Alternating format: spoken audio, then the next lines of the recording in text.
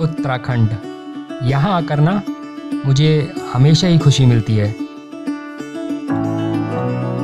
और दोस्तों, इस बार की जो कहानी है वो उसी उत्तराखंड के एक खूबसूरत हिल स्टेशन धनौल्टी की।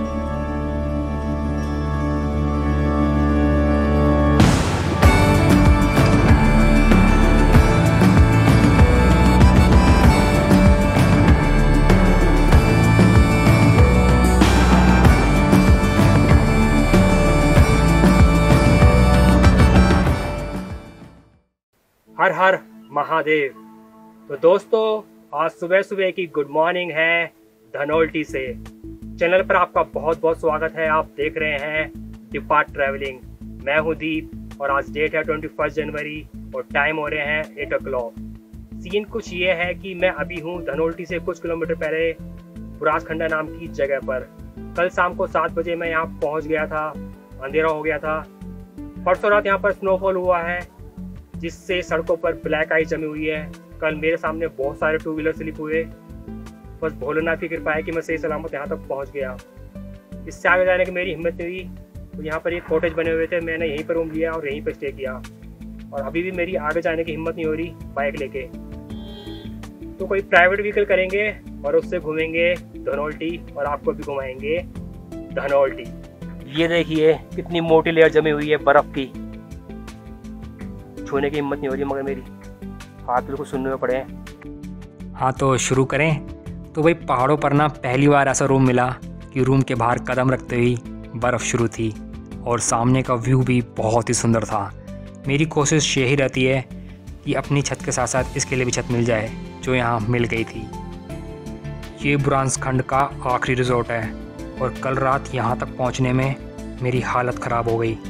तो भाई, पहले यहाँ से शेयरिंग टैक्सी में बैठ जाऊँ, फिर आपको बताता हूँ कि क्या हुआ था कल रात। तो पहले तो आप ये रास्ता देख लो। इस पर पूरे पर ब्लैक आइस जमी हुई है। तो अगर कल शाम मैं वहाँ ना रुक कर आगे आता तो शायद मैं धनौल्टी पहुँच ही नहीं पाता, क्योंकि इस पर बाइक चलाना मेरे लिए तो इम्पॉसिबल था। क्योंकि ऐसा ही रास्ता मुझे बुरासखंड की शुरुआत में मिल गया था, जहाँ पर अधिकतर बाइक वाले गिर रहे थे, जिन्हें देखकर मेरी हालत ख़राब हो गई। फिर बड़ा संभल कर मैंने उस रास्ते को पार किया और बुरासखंड में रुकने का ही फ़ैसला किया। लेकिन बुरासखंड के अधिकतर होटल मेरे बजट के बाहर जा रहे थे। तो होटल ढूंढने के लिए कभी आगे कभी पीछे उस रास्ते को मैंने 3 बार पार किया, जिसे मैं एक बार भी पार करना नहीं चाह रहा था। समझ नहीं आ रहा था क्या करूं, वापस जाऊं, आगे जाऊं। फिर महादेव ने मदद करी और मुझे उस जगह तक पहुंचाया जो मेरे लिए सही और मेरे बजट में थी। और ये है कद्दू खाल, जहाँ मैं सुबह 10 साढ़े 10 बजे तक पहुँच गया था और भूख भी लग रही थी, इसलिए पहले पेट पूजा। और हम आ गए हैं धनौल्टी से 7 किलोमीटर आगे कद्दू खाल नाम की जगह पर। यहाँ करेंगे ब्रेकफास्ट, पराठा और चाय और फिर घूमेंगे धनौल्टी।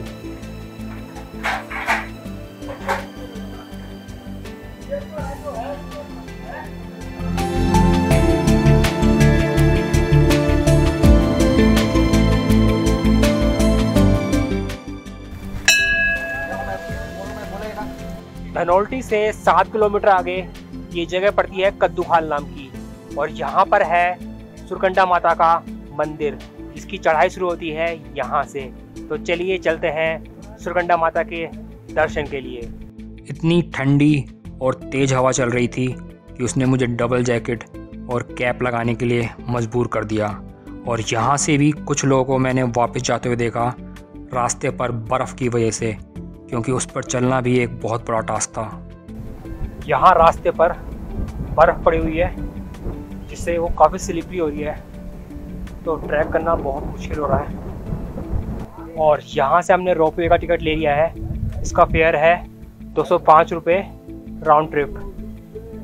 तो ट्रैक करना तो बहुत मुश्किल है क्योंकि बर्फ़ पड़ी हुई है, बहुत स्लिपरी हो रही है, इसलिए हम रोपवे से जाएंगे। तो चलो चलते हैं। कद्दू खाल से मंदिर तक का लगभग 3 किलोमीटर का ट्रैक है। वैसे तो ट्रैक करना मुझे पसंद है, लेकिन स्नो ट्रैक नहीं, क्योंकि उस पर चलना थोड़ा मुश्किल हो जाता है, इसलिए मैंने रोपवे को चुना। और वैसे भी अगर आपको एक ही दिन में और भी जगह घूमनी है तो रोपवे आपके लिए सही ऑप्शन है, क्योंकि ये आपको जल्दी पहुंचा देती है। और वैसे भी इसमें बैठकर जो नज़ारे आपको देखने को मिलते हैं ना, वो कुछ अलग ही होते हैं। पहाड़ों को ऊंचाई से देखने की ना फील ही अलग है। नीचे से ऊपर तक पहुंचने में मुझे सिर्फ 5 मिनट लगे, और ऊपर पहुंचकर जो नज़ारा देखा ना, वो बहुत ही सुंदर था यार।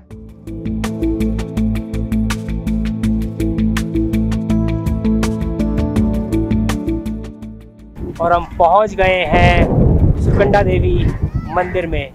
ये माँ दुर्गा के 51 शक्तिपीठों में से एक है। कहते हैं कि जब राजा दक्ष ने भगवान शिव को बिना बुलाए यज्ञ किया था, तो माता सती ने उसी यज्ञकुंड में अपने प्राण त्याग दिए थे। जिसके बाद भगवान शिव माता सती का शरीर लेकर पूरे ब्रह्मांड में घूम रहे थे। तब भगवान विष्णु ने अपने सुदर्शन चक्र से माता सती के शरीर को 51 भागों में विभाजित किया था, जिससे माता सती का सिर यहाँ पर आकर गिरा था।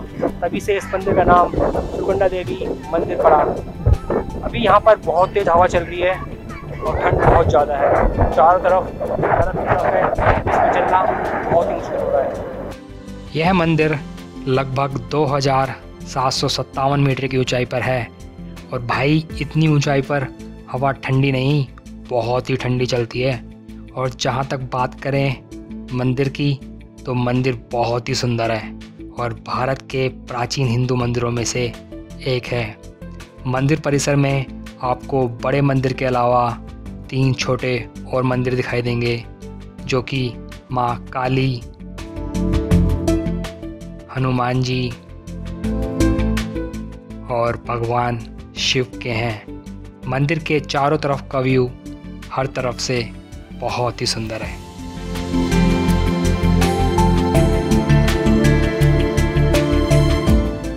और यहाँ से पूरी हिमालयन रेंज दिख रही है। शायद कैमरा आपको ना दिखा पाए, लेकिन जो बहुत ही सुंदर लग रही है।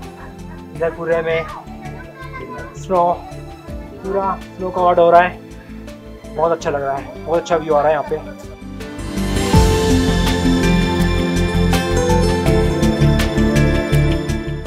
मंदिर के सामने बहुत भीड़ थी, इसलिए मैंने तो माता रानी का आशीर्वाद लिया और चला गया मंदिर के पीछे की तरफ, जहाँ पर लोग बहुत कम थे और बर्फ़ और व्यू दोनों ही अच्छे थे। तो इसलिए कुछ देर मैं वहीं पर खेला बर्फ़ के साथ।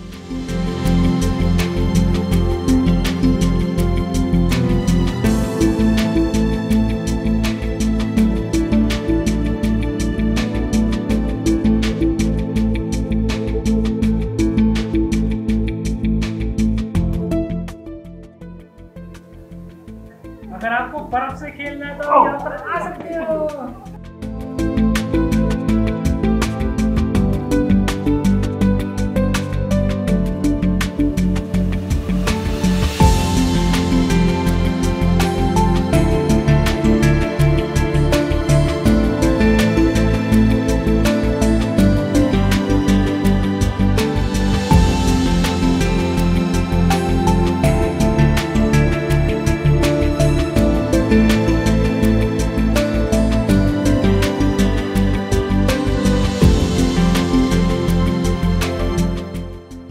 काफ़ी समय मंदिर में बिताने के बाद मैं चल दिया नीचे की तरफ कद्दू खाल। ये नाम भी कितना अजीब है ना, कद्दू खाल। खैर जो है सो है। तो जितनी आसानी से मुझे सुबह सवारी मिल गई थी बुरासखंड से कद्दू खाल के लिए, मैंने सोचा वैसे ही अब भी मिल जाएगी यहाँ से धनोल्टी के लिए। लेकिन जैसा मैं सोचता हूँ ना, वैसा तो कभी होता ही नहीं है। मैं कद्दू खाल की मार्केट में घूमता रहा, इधर से उधर, उधर से इधर, और करीबन 2 घंटे बाद जाकर मुझे सवारी मिली कद्दू खाल से धनोल्टी के लिए।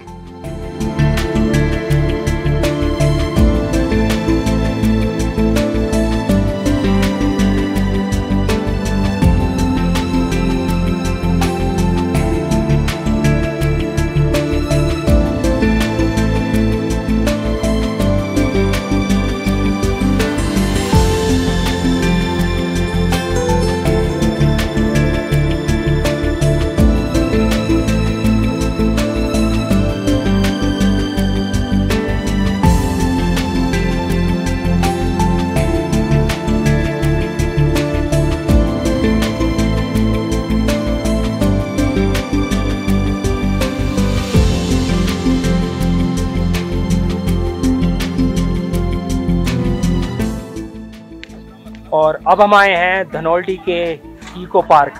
तो चलिए घूमते हैं और आपको भी घुमाते हैं इको पार्क।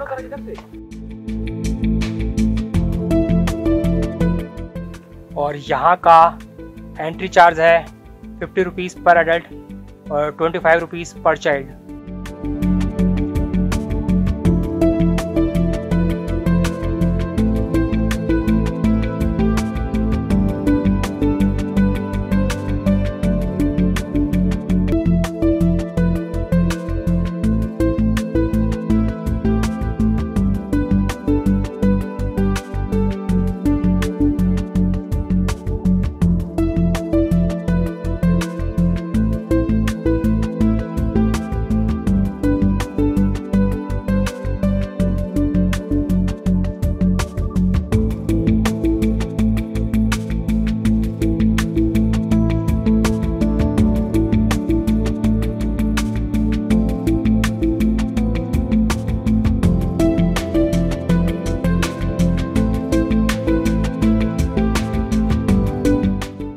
और यहाँ पर ये छोटी सी गैलरी बनी हुई है जहाँ पर उत्तराखंड के फ्लावर्स और एनिमल्स के बारे में बताया गया है।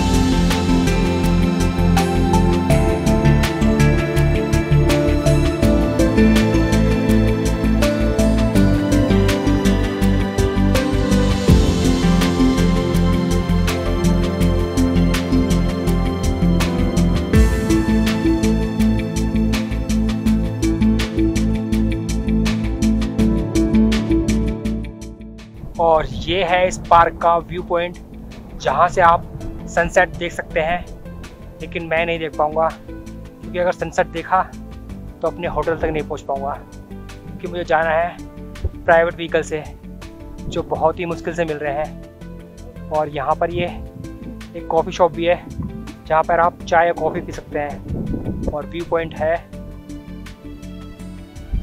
ये।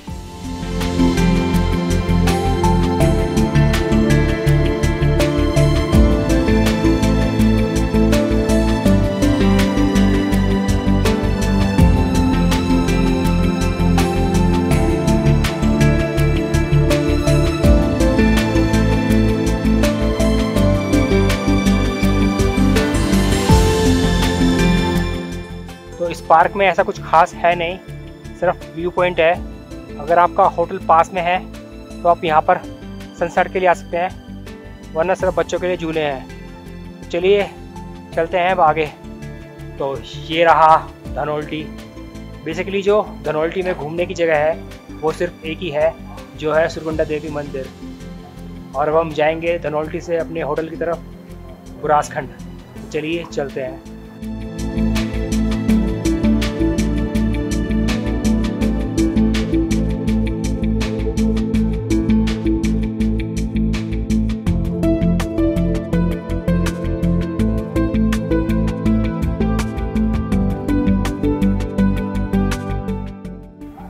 और हम पहुंच गए हैं अपने होटल के पास। ठंड काफ़ी हो रही है, इसलिए चाय बनवाई है और पार्ले जी।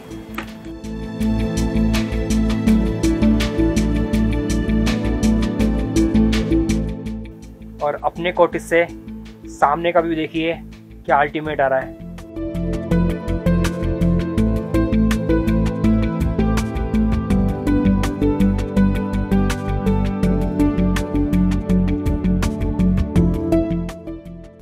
तो दोस्तों आज हमारा धनौल्टी का ट्रिप पूरा होता है।